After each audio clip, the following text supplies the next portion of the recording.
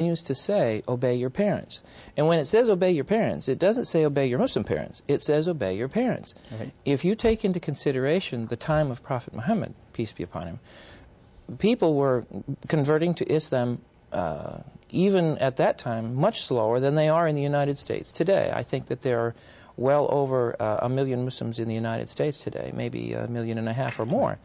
And they're obviously coming to Islam from other religious families. And when this happens, there can be a rift in the family if there's an animosity towards the individual's belief. There's no animosity towards the individual. It's towards what the person believes. And I think when you believe that and when you understand that, they're not really hating you. They're just not sure of what you're believing.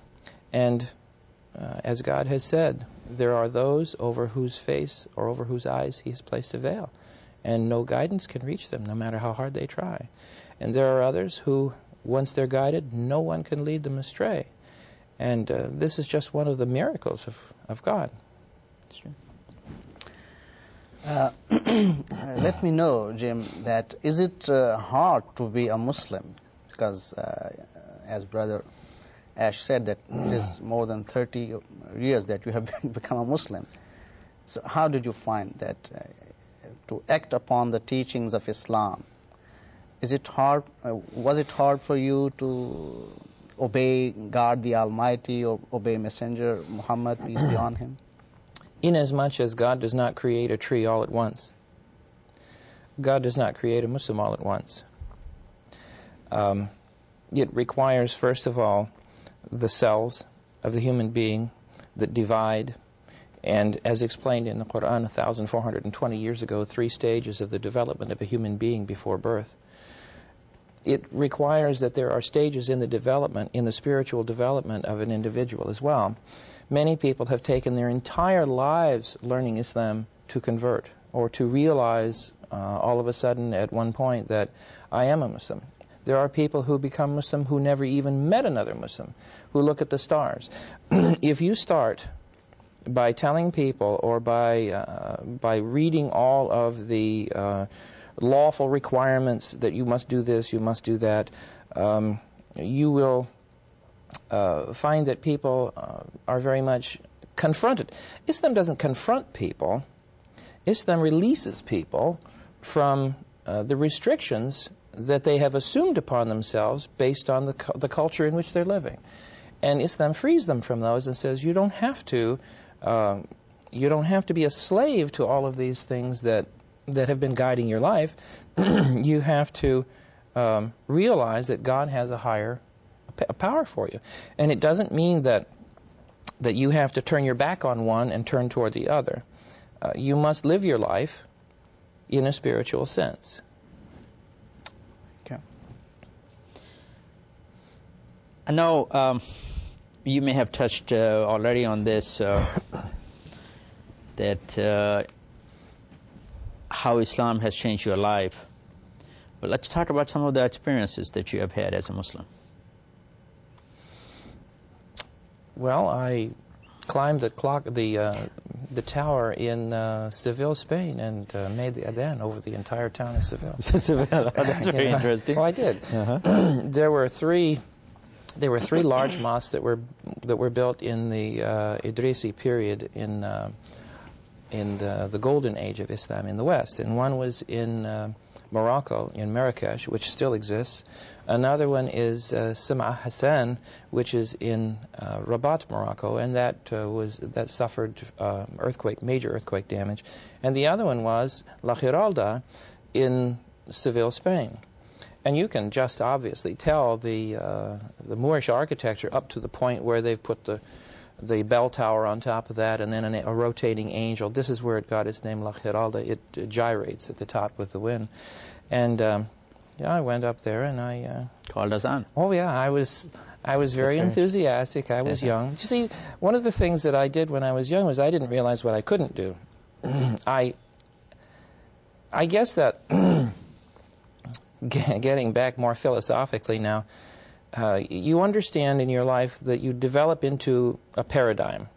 You develop into a pattern of behavior, and you establish and understand these boundaries within which we live. There are religious paradigms, there are cultural paradigms, there are work paradigms, and we generally try to shift from one to the other with ease and fit right into the other ones. Well, I've always been a paradigm breaker. I was always pushing that envelope. I see. If you were to describe Islam to a person who is not a Muslim in about 3 to 5 minutes, I told you it's not going to be easy, Jim. In about 3 to 5 minutes, how would you describe Islam to that person? Well, you really made it hard. Describe a lifetime in 3 to 5 minutes. Describe the gift of God to humankind in 3 to 5 minutes. I couldn't possibly choose the words here and now that would not only express the situation, but to convey to the audience what it is. However, I can simply give in my humble manner the aspects that it has meant to me, and that is that I had always believed all of my life that God existed and that there was one God. I never had a doubt about that. I didn't believe that God needed any help. My aspect and understanding of the Supreme Being was that this was an entity, this was a spirit that not only created everything, because that, again, doesn't really fit the description, manifested things. In other words, in the Quran it says, kun fiyakun, be, and it is. And this is pretty much the way it is. Quantum physics and time and all of the explanations that are there that we're learning are a part of Islam. Islam is believing wholeheartedly with all of one's conviction and actions and behavior that there is only one God and only one entity worthy of worship in any sense. And that has many aspects. It means that you don't delay prayer to do one thing when you should be concentrating on another. It means that you abandon making statements that are flippant statements, like I swear on my mother's eyes. These are things that we do all of the time. We hear about them all the time that are distracting from our belief. And I got to tell you, I still see the instances of the infusion of believing that other things have or share power with God, even in Muslim countries. I'm sure that you've seen that as well. There are superstitions. There are inaccuracies that are perpetrated. There are cultural infusions, and they say, well, this is Islam. It has nothing to do with Islam. I was sitting in a group of individuals one time, professors and doctors at the University of Hawaii, and one of them was an Indian Muslim, and he said, we have to be very careful not to infuse into our religious beliefs those things which are culturally produced. Rightly so. And I said to him, well, I have no problem with that, because my culture is so foreign to Islam that it's very clear to me what is Islam and what is American culture. In many cases, they are not in conflict with each other. Of course, there are instances where they are, but I think that it's easy for Americans to be Muslim. I don't think it's a difficult thing at all. The most difficult thing to overcome is the fact that I'm concerned about what people are going to think about me when I become a Muslim. Don't worry about it. Good. Hafiz Malik, would you like to? I would just ask you, Jim, if you could just throw some light on the concept of equality in Islam. Thomas Jefferson said, "We hold these truths to be self-evident, that all men are endowed by their Creator with certain inalienable rights." He also had said that all men are created equal. Well, we know that not to be true.